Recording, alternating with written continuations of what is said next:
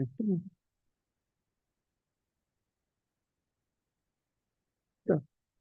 evening, everyone. So we begin the usual way. Our Heavenly King, Comforter, Spirit of Truth, Lord, everywhere present with those all things, treasury of blessings and giver of life, come and abide us and cleanse us from every impurity, save our souls of the one.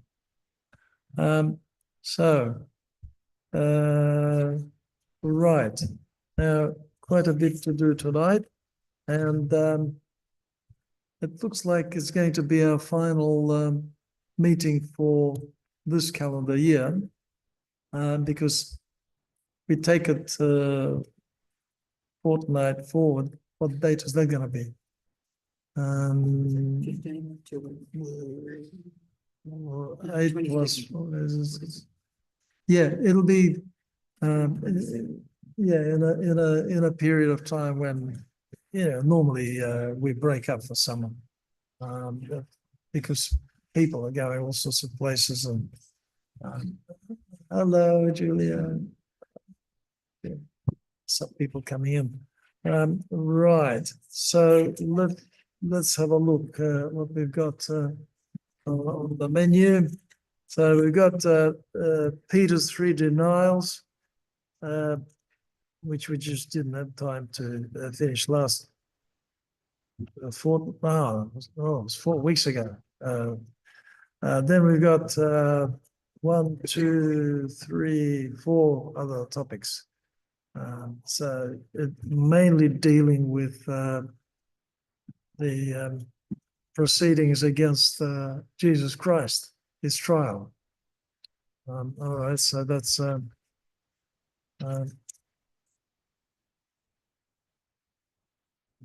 All right. So Peter's 3 denials. We're going to read from Matthew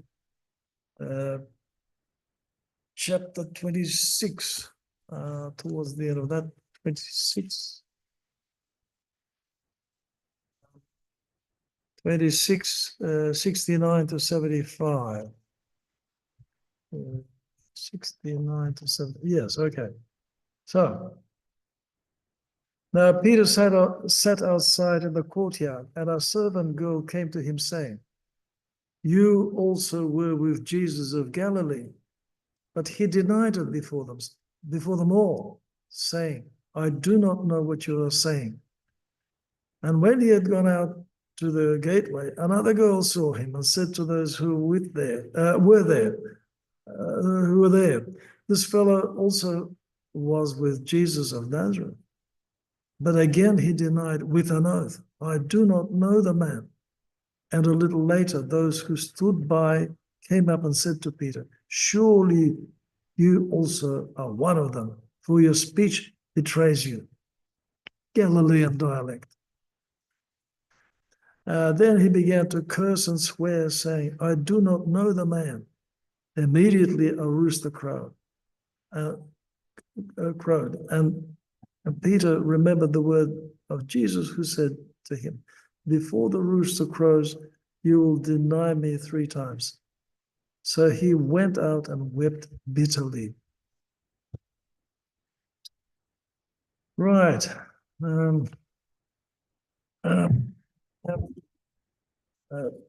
So we read this just from Matthew, and John complements the synoptic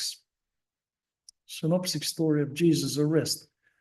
He mentions, John, that Peter was not alone in following the crowd from Gethsemane to Jerusalem.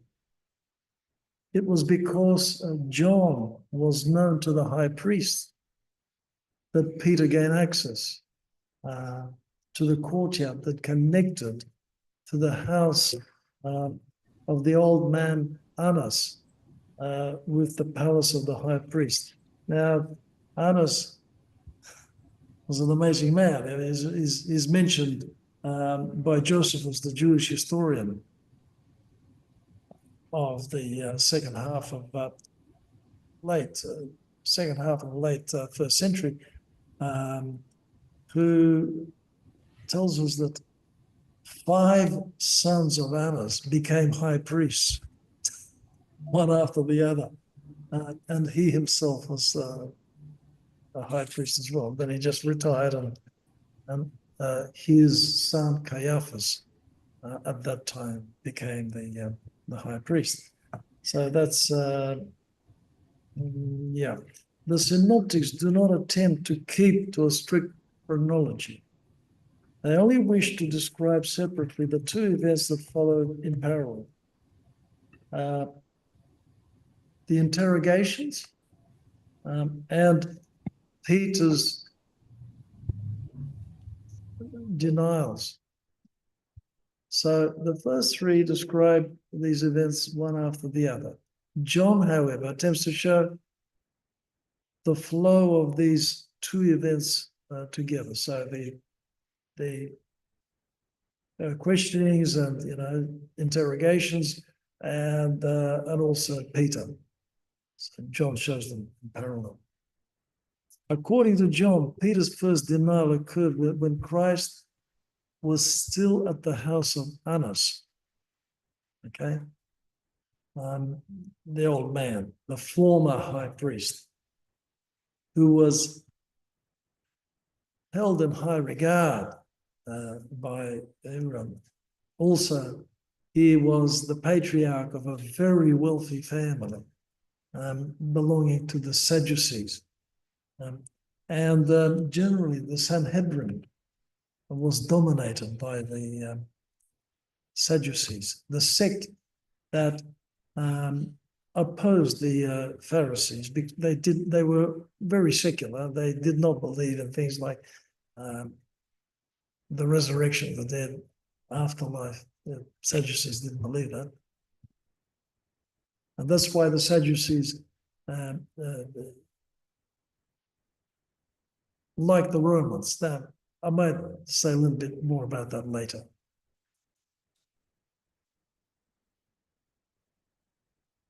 Yes. The second and third denials happened when Christ was being questioned at Caiaphas' palace. So just across the courtyard, right? It seems that the buildings formed a complex which included the homes of these two men, the father, Annas, and Caiaphas, the son.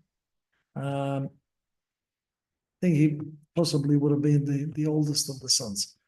And a hall of meetings of the Sanhedrin. Yes.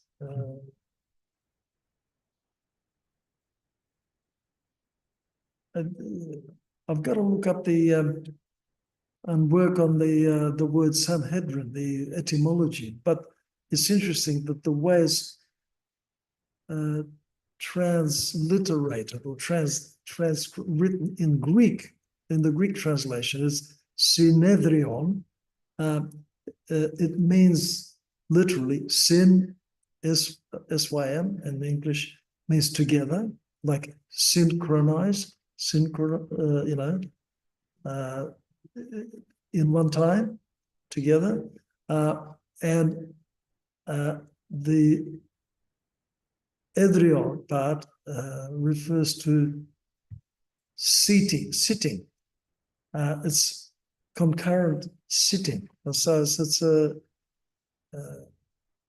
it's a meeting. That's what it means.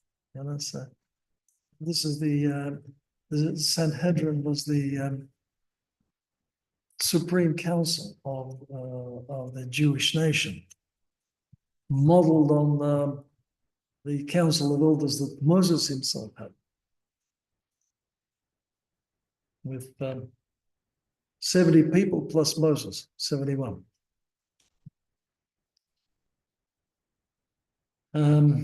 Okay, so the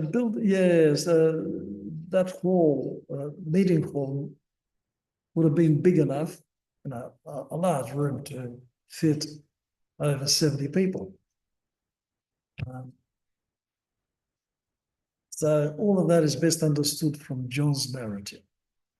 John shows how, while Jesus Christ was being led from Annas to Caiaphas, Peter was in the courtyard warming himself by the open fire.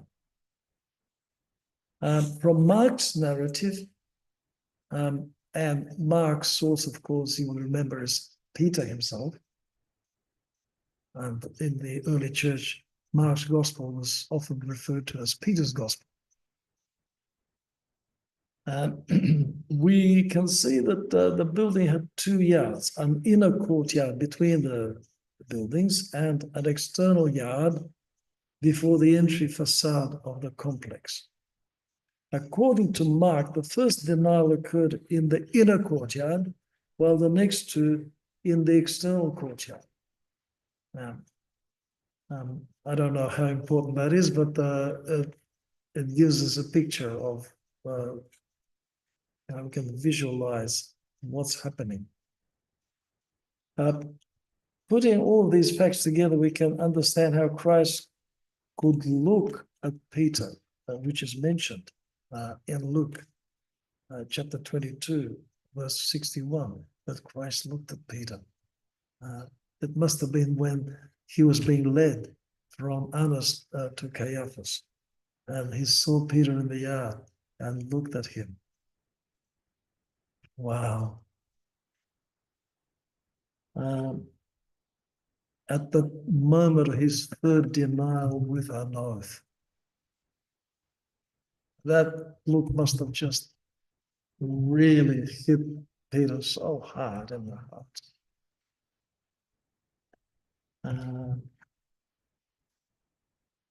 So, yes, Christ was being led to the hall of the Sanhedrin, and Luke mentions that the Sanhedrin assembled at daybreak. Now, Christ prophesies to Peter that when the rooster crowed the second time, Peter would deny him thrice. Or European ways.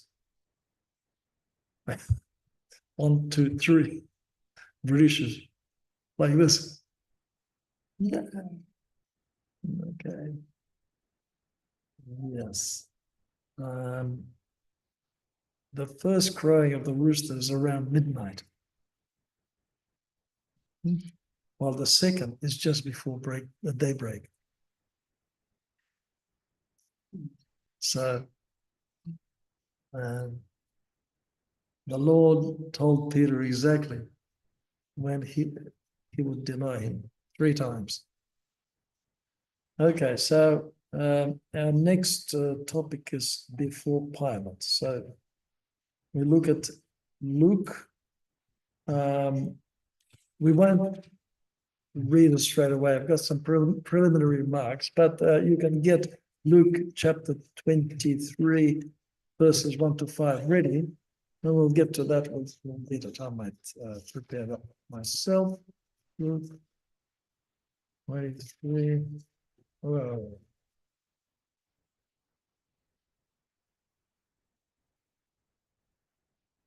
Okay.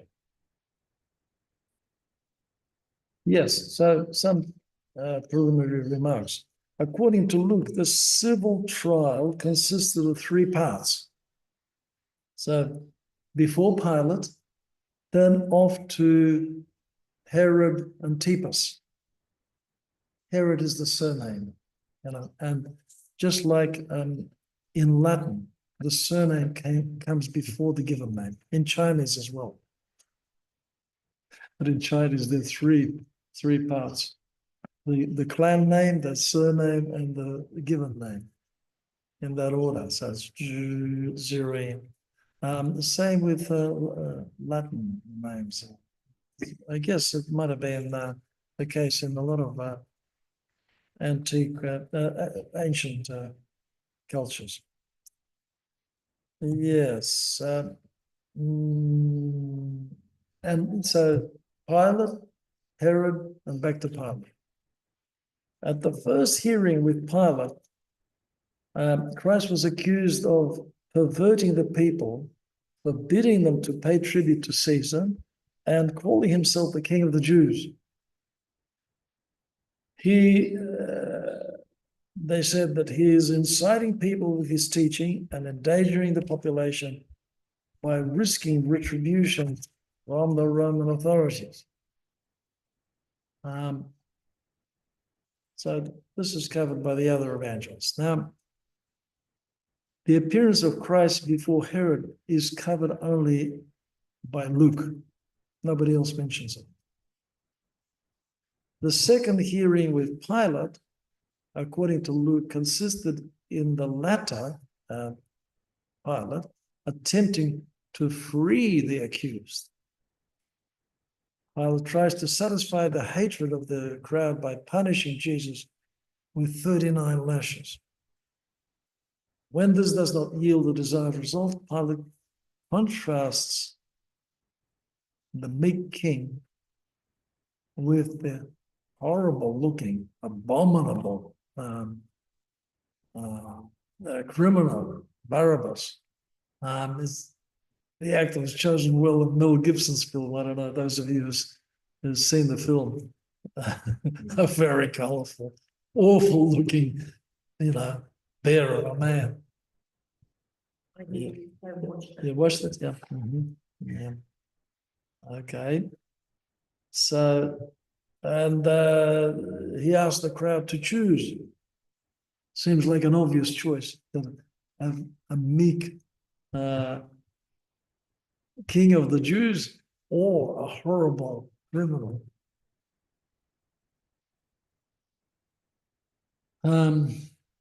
Okay. The other evangelists describe the hearing with Pilate as a continuous process consisting of a number of interrogations of the accused. So it's when we put them all together that we can come up with the whole picture. And Luke helps in this regard by showing us that it wasn't all a continuous flow at the offices, like Pilate's office. Using Luke's narrative, we can separate the sections of the hearing. Where the other evangelists speak of Barabbas, we can see that it begins the second episode of Pilate's deliberations. So now we'll read Luke 23 from the beginning, 1 to 5. Then the whole multitude of them arose and led him to Pilate. And they began to accuse him, saying, "We found this fellow perverting the nation and forbidding to pay taxes to Caesar, saying that he himself is Christ, a king." Then Pilate asked him, saying, "Are you the king of the Jews?" He answered and said, "It is as you say." So Pilate said to the chief priests and to the crowd, "I find no fault in this man."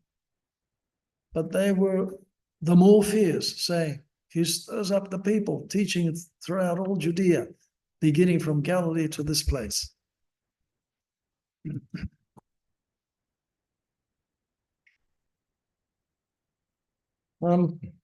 Now, Matthew and Mark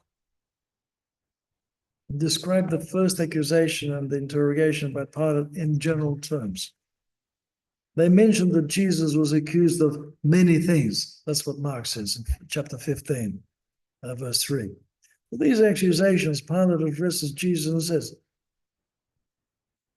"Can't you hear how many witness against you?" This is in Matthew 27, verse 13, and Mark 15, verse 4. Now, in concrete terms, the first two evangelists mentioned just one accusation, that Jesus calls himself the King of the Jews. That's the accusation. They briefly report the response of Christ to Pilate's question, "Are you the King of the Jews?" And Jesus answers in the affirmative, as we just heard. Luke has no more details here than the other two synoptics and reports that Pilate says to the priests in the crowd, "I find no fault in this man," as we just heard. Now, John gives much more detail in this section. According to him, the accusers were not even interested in allowing Pilate to make any judgment at all. They had already made up their mind, and they tell Pilate, if he were not an evildoer, we would not have delivered him up to you. That's John chapter 18, verse 30. Yeah. What kind of a statement is that? It's saying, don't worry about it, mate. We've already made up our minds. We know the story. So their dismissive attitude offends and angers Pilate. Why have they come? They're really saying to him, we're not really interested in what you have to say. We just need you as a rubber stamp, that's all. He's not an idiot. He picks up on that. Now, Pilate mocks and humiliates them in response to such audacity on their part. So he says, you take him and judge him according to your law. John 18:31. He meant that Roman authorities had given to Sanhedrin the right to judge smaller crimes and to punish them, punish the people guilty of them. But this did not include carrying out death sentences. So, in a roundabout way, Pilate reminds them that, yes, we've given you a little bit of a longer leash, but we're still holding you there. You've got your limits. Don't get too cocky.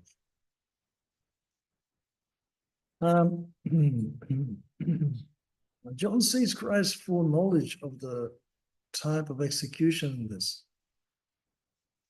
Had the Jews had the right to punish blasphemers, they would have been obliged to stone him to death, right? According to the law.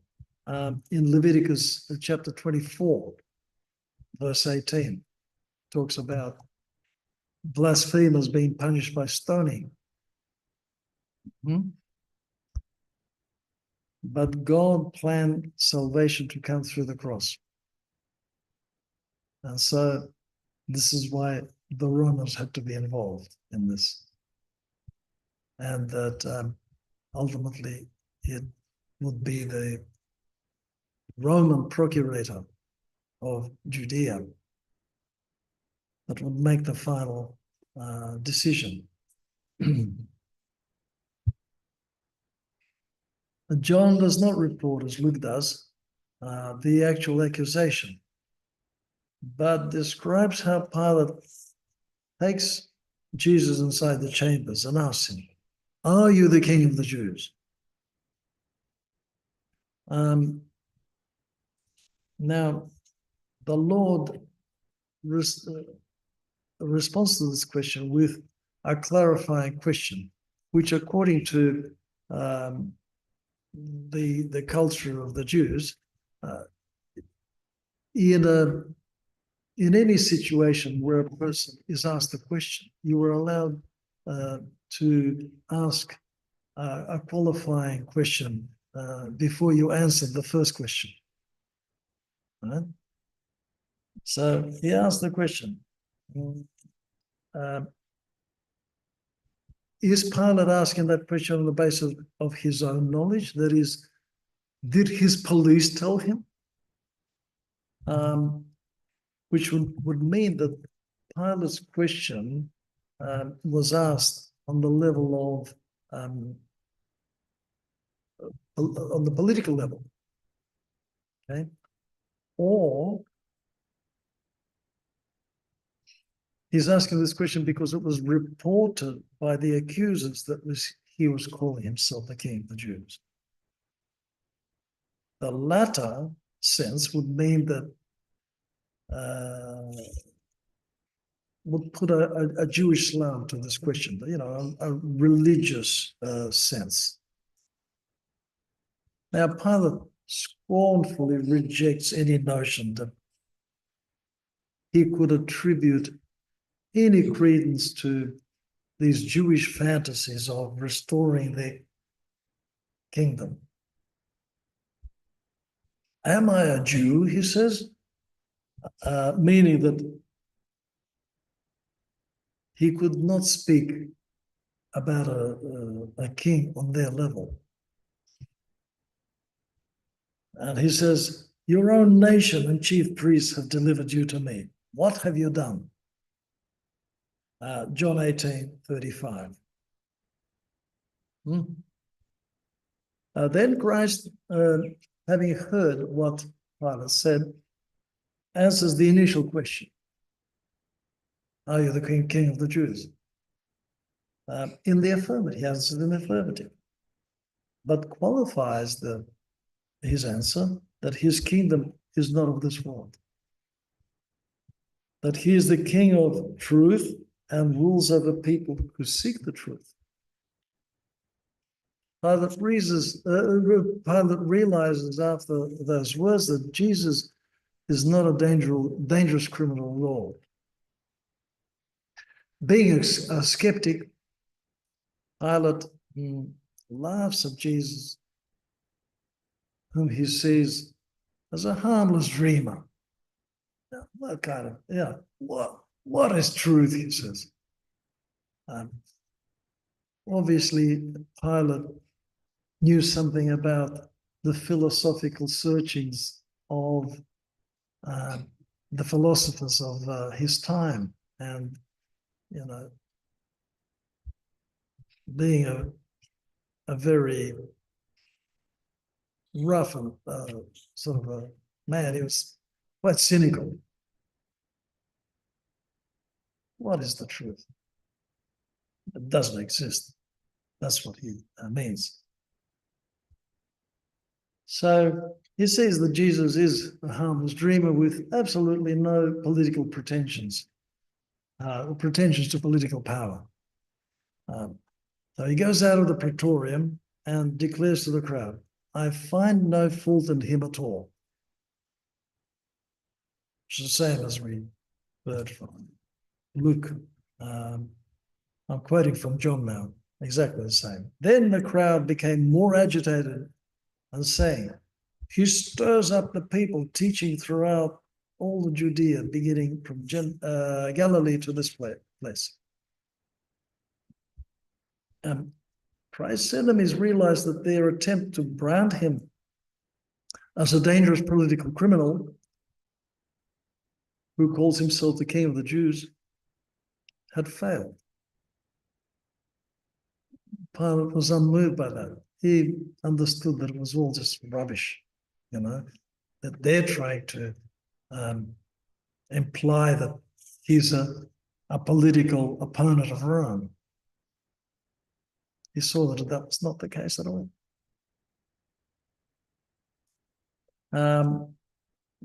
So they had another accusation, that he actually stirs up people to rebel against Rome.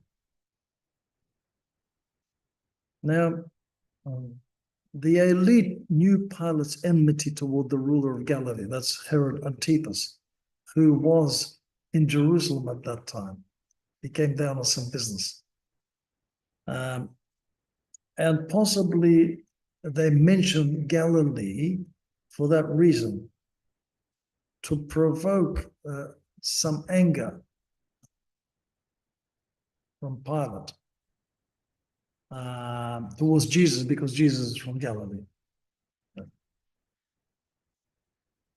But this was a miscalculation on their part. They did not know that at that time, Pilate was actually seeking ways to diffuse the tension that he had with Herod. And Pilate saw a good opportunity to do that. He saw a good opportunity for a sort of a diplomatic PR exercise by sending Jesus to Herod, who Pilate knew was visiting Jerusalem. At the same time, he may have thought that Herod would shed some light on the matter, because this Jesus of Nazareth would spend most of the time as we have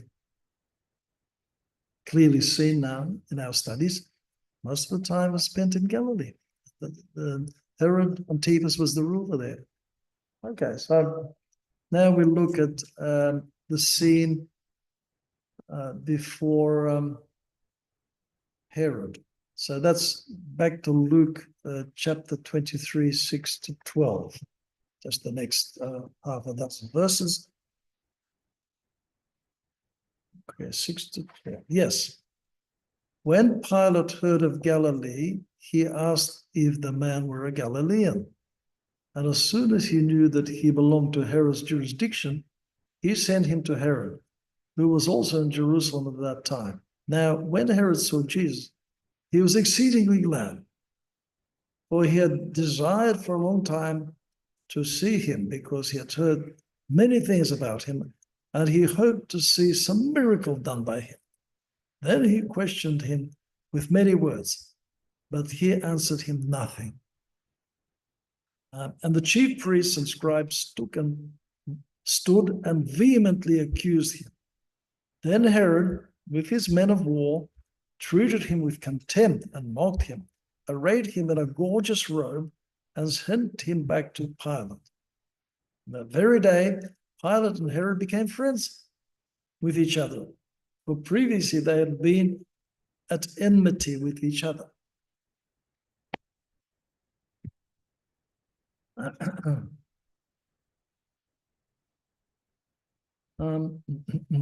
Herod seemed to have been of the opinion that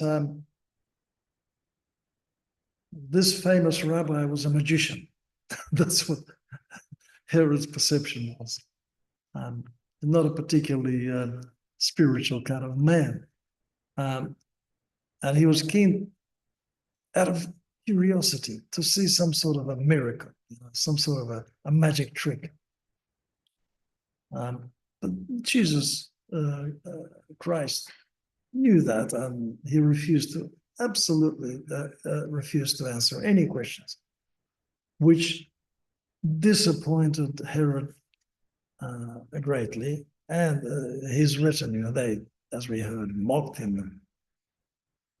By dressing Jesus in gorgeous robes, Herod was mocking him, but also sending a message to Pilate that he confirmed the judgment of the Lord, that both of them thought that Jesus of Nazareth was a harmless dreamer. So this interaction between Pilate and Herod helped them to break the ice, and they became friends, according to Luke.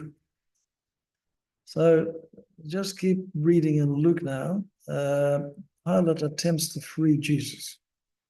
So in the same chapter 23, 13 to 25.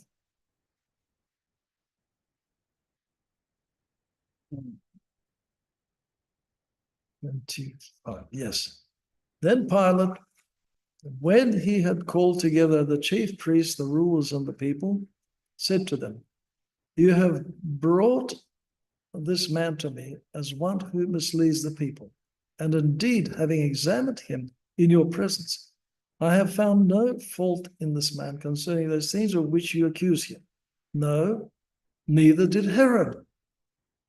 For I sent you back to him. And indeed, nothing deserving of death has been done by him. I will therefore chastise him and release him.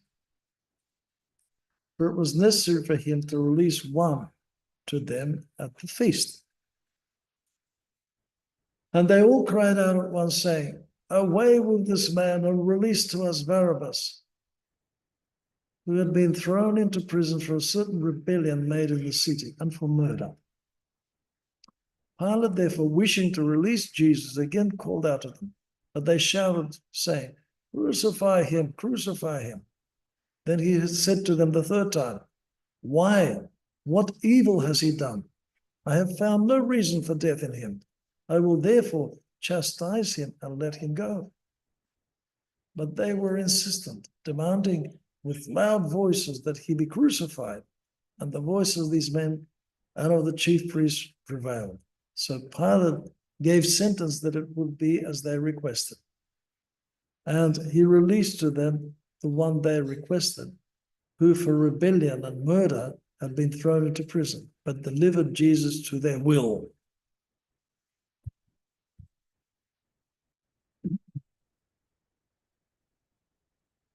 So Luke does not describe the mocking and beatings of Jesus in the praetorium. He only hints that Pilate tried to use this as a method to satisfy the ferocity of the crowd. John, in fact, describes two attempts of Pilate to free Christ. First by choosing between, giving them the choice between him and a crude murderer, Barabbas, then by mocking him with the royal garb, robes, and the crown of thorns and beatings on the cheeks. Matthew and Mark, in speaking of the mockings and beatings, do not follow a strict chronology. These things were not a consequence of the final verdict, but attempts to elicit pity toward the innocent sufferer, who could by this time barely stand on his feet. All right, so now we're going to read in John chapter 19, 1 to 16, Pilate's judgment.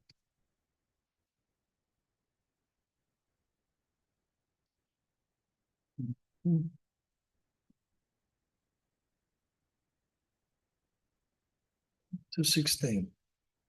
So then Pilate took Jesus and scourged him, and the soldiers twisted a crown of thorns and put it on his head, and they put on him a purple robe.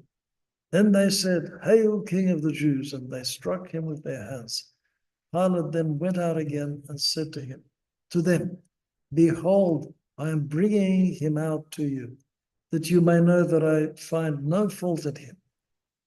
Then Jesus came out wearing the crown of thorns and the purple robe, and Pilate said to them, "Behold the man." Therefore, when the chief priests and officers saw him, they cried out, saying, "Crucify him, crucify him." Pilate said to them, "You take him and crucify him, for I find no fault in him." The Jews answered him, 16, yeah. The Jews answered him, "We have a law, and according to our law, he ought to die, because he made himself the Son of God." Therefore, when Pilate heard that saying, he was the more afraid, and went again into the praetorium and said to Jesus, "Where are you from?" But Jesus gave him no answer. Then Pilate said to him, "Are you not speaking to me? Do you not know that I have power to crucify you and power to release you?" Jesus answered, "You could have no power at all against me unless it had been given to you from above. Therefore, the one who delivered me to you has the greater sin." From then on, Pilate sought to release him, but the Jews cried out, saying, "If you let this man go, you are not Caesar's friend. Whoever makes himself a king speaks against Caesar." When Pilate therefore heard that saying, he brought Jesus out and sat down in the judgment seat in the place that is called the Pavement, but in Hebrew, Gabbatha. Now it was the preparation day of the Passover at about the 6th hour. And he said to the Jews, "Behold your king." But they cried out, away with him, crucify him." Pilate said to him, "Shall I crucify your king?" The chief priests answered, "We have no king but Caesar." Then he delivered him to them to be crucified. Then they took Jesus and led him away.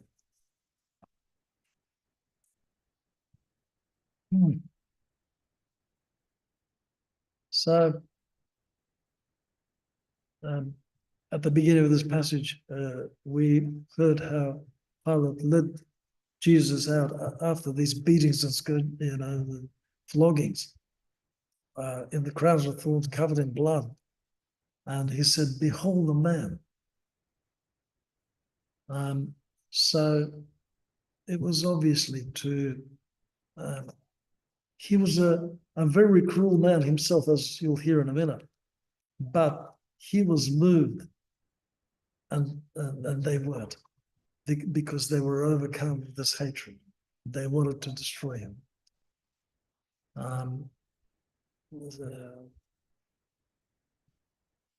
Yes, Metropolitan Anthony, who became the first hierarch of the Russian Orthodox Church abroad, points out that this attempt of Pilate had the opposite effect, bringing Christ out in these mock robes of the king. Instead of feeling compassion for the sufferer, they were incensed at both Pilate and Jesus. At Pilate, because he was mocking their dreams of the Messiah, the King of Israel. He says, here's your king. Here's the man. And at Christ, because he allowed this to happen, they knew that he had the power to resist this, and he didn't. And they would, as Judas had hoped, they would yield to him and accept his authority as the king if he had successfully resisted the Romans. But he didn't. John reports on another accusation, and this time accusation of blasphemy. When the high priest saw that for some unexplained reason, the accusation of sedition against Rome was not working. Now, normally, the Romans would not tolerate this at all. If there was any hint that this was a real political opponent of Rome, well, he would have been destroyed. But Pilate says that it's not the case. So they blame Jesus of transgressing against the Mosaic law. He called himself the Son of God.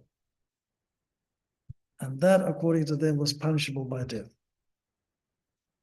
When Pilate, because it was blasphemy, according to them, but we'll get back to that idea yet. When Pilate heard that word, he was more afraid, we heard. Matthew, in describing this second session of Pilate's hearing, mentions the message from Pilate's wife. She begged not to do anything to this righteous man. According to church tradition, Pilate's wife was actually a Judean. She was a local. And of course, she had heard of Jesus of Nazareth. She had heard of his teaching and his miracles. And she may even have regarded him as the Messiah, who knows? Or at least as a prophet. So she saw a dream that night before the trial of Jesus, in which she suffered on account of this Jesus of Nazareth. Pilate was already impressed by the majestic composure and calm with which Christ conducted himself. A message from his wife and the accusations of the priests would have led to Pilate's superstitious thoughts as a pagan that Jesus might be a God incarnate in the pagan sense, right? Because For pagans, well, there are many stories about their gods appearing in human form, although their gods never took on vulnerable human flesh. They were only. This is, by the way, the reason why in the early church there was so much problem with a particular brand of heresy that viewed Christ's incarnation as just a seeming thing. That it was not real.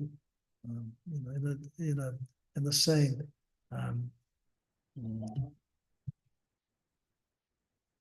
They were known as the Docetists, from dokeo in Greek, which seems to me. Okay, very common in the history of the early church.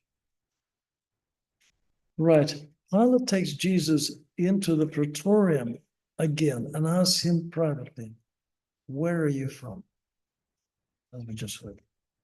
The proud Roman is angered when he hears no answer from Jesus and resorts to threats. "Answer me, don't you know that I have the power to crucify you or to let you go?" Now, retaining his majestic composure, the Lord tells Pilate that he would have no power over him had it not been allowed by God. And for that reason, those people who had no power themselves, but were using Pilate and manipulating him, that they had a greater burden of sin than Pilate did. Pilate would still sin because, having the authority to judge fairly, he showed weakness of character and cowardice. And this allowed evil to have its way. That happens so often in human history. Now, after this response of Christ, Pilate understood that he was being manipulated by the crowd and sought even more to free the accused. The enemies then used their last means, a veiled threat against Pilate, that they would report, they would dob him in, they would report it to Rome, that if he frees a person who calls himself a king, any person who calls himself a king is an enemy of Rome, an enemy of Caesar.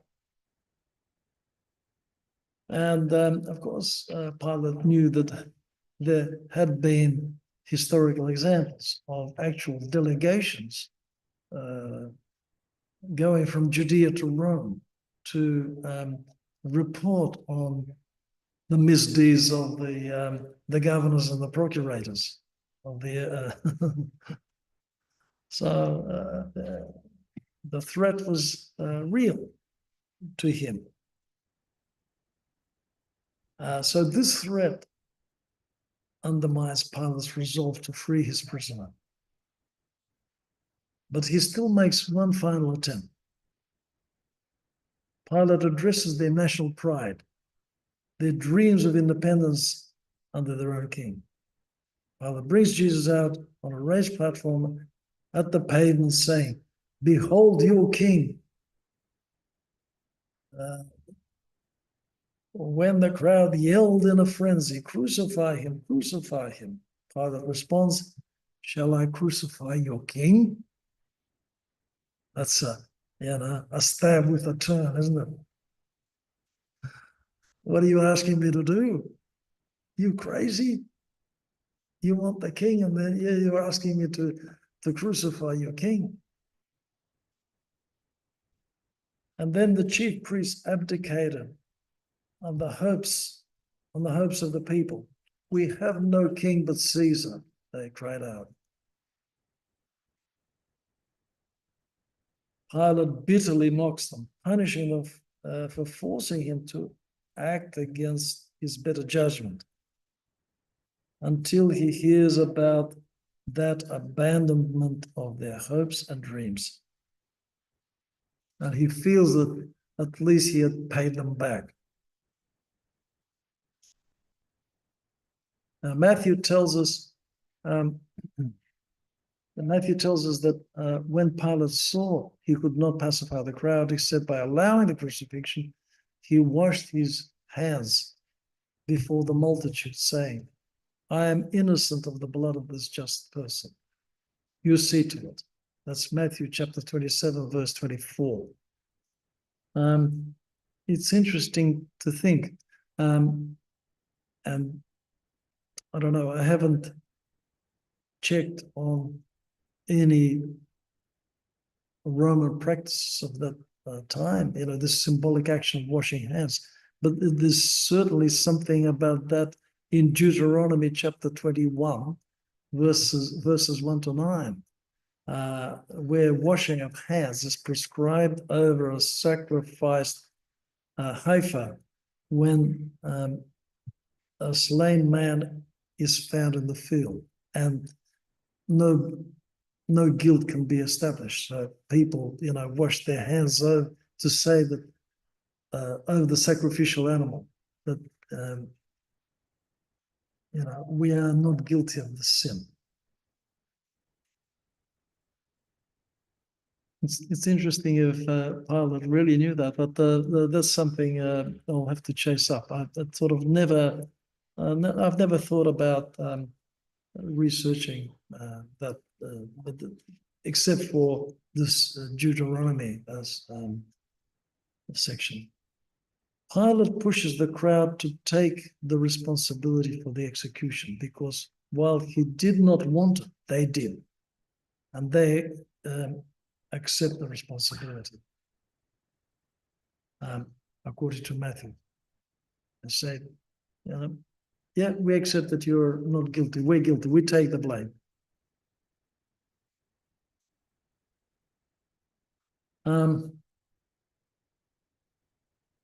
Now, it's interesting that in preparing this particular talk,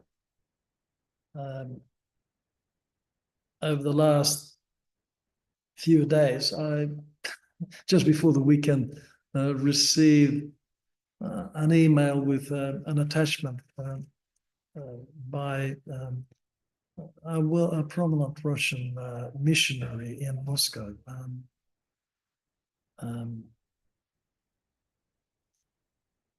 Archimandrite Iev Gumerov at the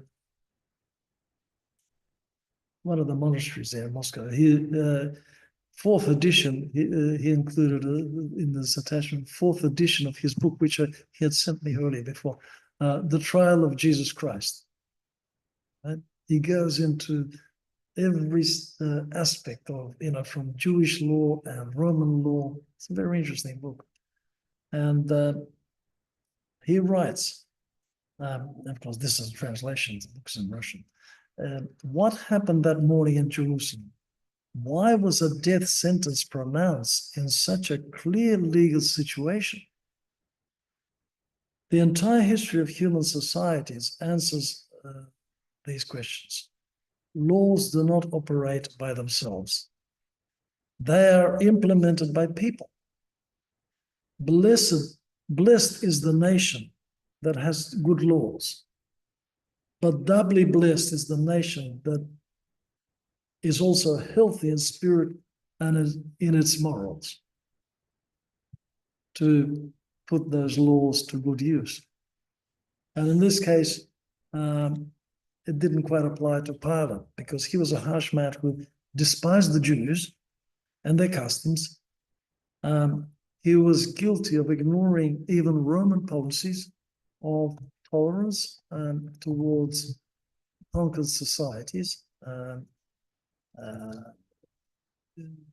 The Roman governments, successive Roman governments, instructed their military commanders to respect the local customs everywhere. And Luke mentions how one of the crimes of Pilate was when he ordered a group of Galileans to be hacked to death in the temple with such ferocity that their blood mixed with the sacrifices. There was no investigation, no trial, as Roman law required. The Galileans did not belong to the jurisdiction of Pilate even. They came from Galilee, which was under the jurisdiction of Herod Antipas. Blood was spilled in a holy place, in the temple, without respect for the feelings of the locals. There's another case that is reported by, I think it's Josephus, that certainly not in the New Testament, this case, that on one occasion, Pilate sent a company of troops from Caesarea on the coast, which was the seat of the procurator, to Jerusalem. And they were carrying banners. Roman banners have the eagle insignia on top and portrait of the emperor underneath. And according to the Mosaic law, now this is not permitted, this sort of imagery. So a large group of people came down from Jerusalem to Caesarea, complaining and asking him to take away these people with these banners. So he had them surrounded, and he says, if you don't accept what I've done, I'll order my men to hack you to pieces. But you have to, you have to sort of like admire these people for their courage, because they all lay down and they were ready to be executed. And they did not budge. Okay, you want to kill us? Go ahead. But that shocked him. He retracted. There's another case where he used the large money from the temple treasury to build an aqueduct for Jerusalem. Now, that was something useful, of course, but he was not supposed to use that money. So Pilate knew that he was actually vulnerable because he had broken a number of instructions of the government of Rome in the way he behaved. So the bully himself was now being bullied into submission by his victims in the trial of Jesus. Let's have a quick look at, we're almost done, quick look at the legal aspects of Sanhedrin's judgment. So that's from the point of view of Mosaic law. Now the Sanhedrin, first of all, remember when this huge crowd of people with all sorts of weaponry come to arrest Jesus in the garden, and Christ says to them, why have you come out against me like a robber? I was there, you could have taken me during, in daylight. According to Jewish law, unless an actual dangerous criminal was being arrested, who was armed and could potentially harm people, he would only be required to attend. He would be informed that he's subpoenaed to come to court, but not even arrested like that. So they broke the law in this respect, because Jesus Christ never threatened anyone with any physical false. Now, also the key moment, the Sanhedrin agreed, the Supreme Council agreed with the judgment of Caiaphas when he said that it was blasphemy that Jesus said that he is the Son of God. Now, in reality, there was no law against anyone calling himself the Son of God or Messiah. The Messiah was promised through the prophets. And so